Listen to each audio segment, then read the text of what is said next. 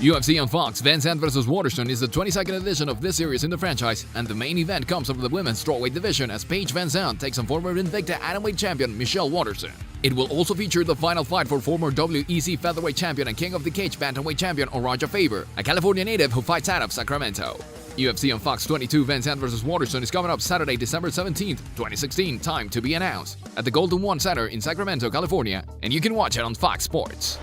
For the women's strawweight bout, VanZant, who's 7-2, scored a knockout win over Bec Rawlings in August after winning second place on Dancing with the Stars, while Waterson, who's 13-4, submitted Angela Magana at the Ultimate Fighter finale in July 2015. Then Waterson hurt her knee, and it will be interesting to see how the layoff affects her. She has 8 submitted wins, but Waterson is well-rounded, while VanZant is also versatile and she likes to punch the base. That might be the difference, as Waterson could tire.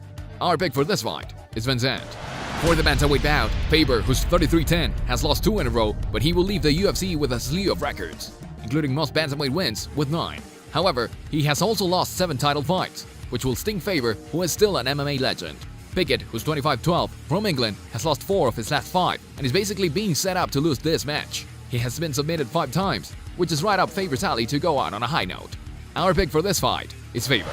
For the welterweight bout, Northcutt, who's 8-1, bounced back from his first pro loss to beat Enrique Marin by unanimous decision in July, while Gall, who's 3-0, submitted CM Punk in September. Gall now has 3 first-round submissions to his name and is a solid up-and-comer, but you cannot take much from the Punk win as Punk made his pro debut and was not ready for grappling at all. Northcutt can handle himself on the mat and is also a top-shelf kickboxer. Our pick for this fight is Northcutt. For another welterweight bout, Joban, who's 14-4, has won 2 straight after a unanimous decision over Bilal Muhammad in July, and Perry, who's 9-0, continued his role as he stopped Danny Roberts in October.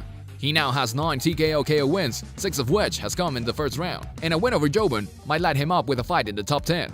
Joban might try and stand with Perry, and that might not be the best idea. Our pick for this fight is Perry. For the light heavyweight bout, Craig, who's 8-0, hails from Scotland and has won 7 of his matches by submission as he makes his UFC debut. 6 of those wins have come in the first round. His Brazilian opponent, Da Silva, who's 12-0, has won 10 fights via TKO/KO, but he submitted Joaquim Christensen in October. Something has to give, and the edge goes to the big Brazilian. Our pick for this fight is Da Silva.